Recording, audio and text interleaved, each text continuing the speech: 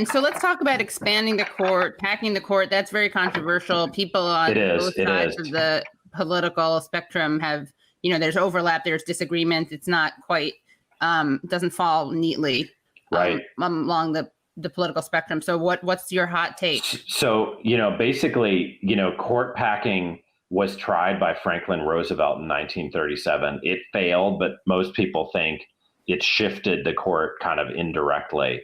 And it's even though a lot of other, reforms to the Supreme Court have been proposed in U.S. history, court packing is like on people's minds anytime the topic comes up. So when McConnell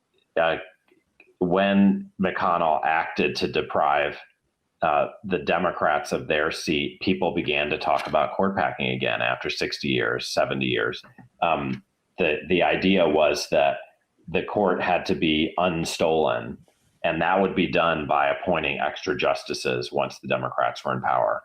Today, there's a huge spike in court packing talk because if McConnell gets, a second, illicit justice appointed, the Democrats, it's thought, have to strike back and, add two of their own or more.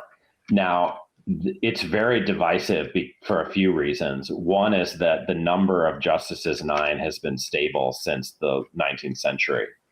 And, some people even think it would be unconstitutional to add justices.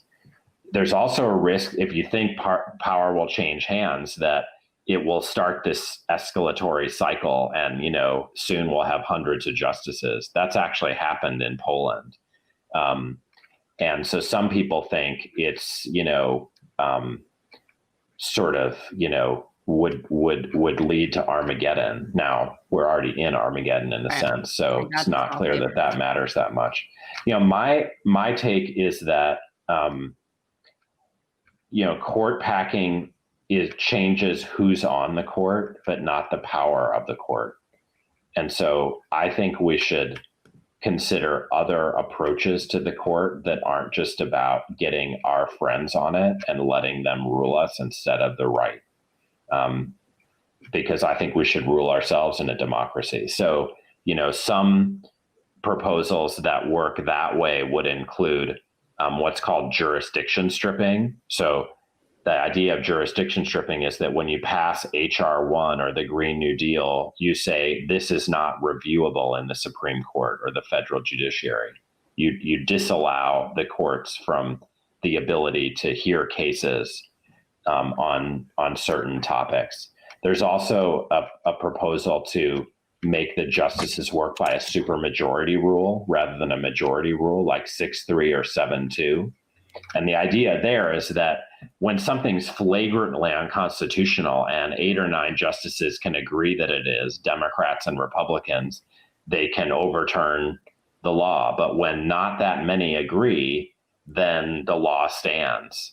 And so it's a way, an effect of transferring power back to the political branches and especially the Congress.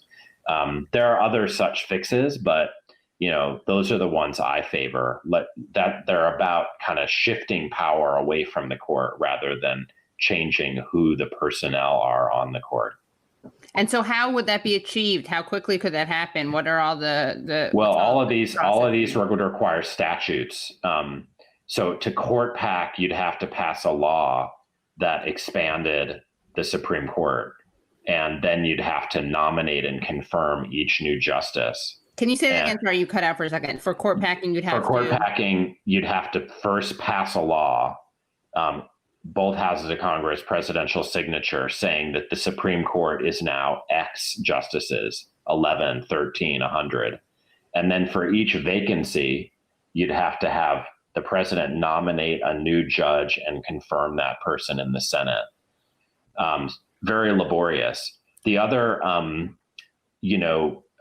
remedies I discussed also require statutes, laws passed.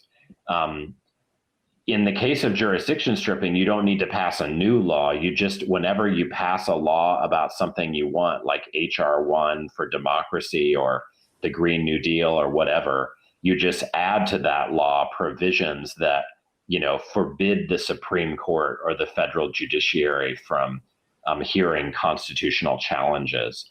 Now, the court can always say, you can't take our power away, but they can also say you can't add justices to the Supreme Court. So all of these proposals to challenge the court can face the obstruction of the court itself.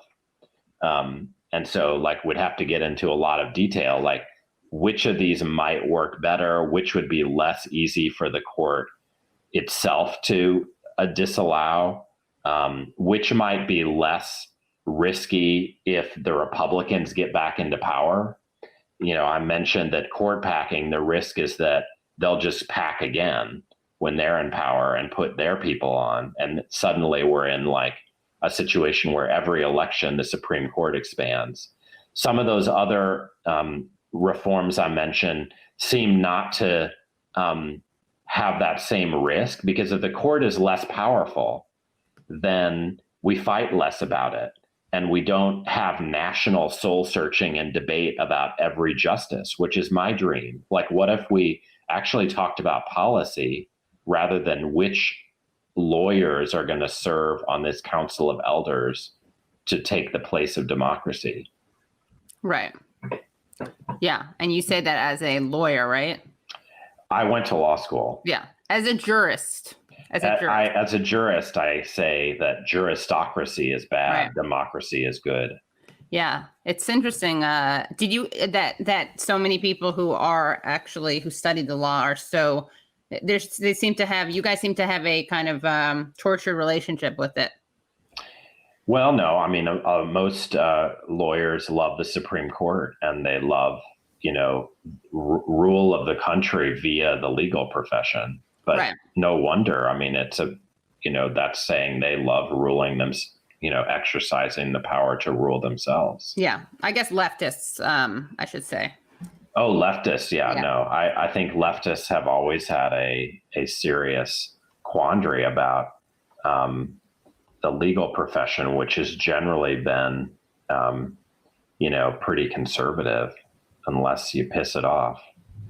Right.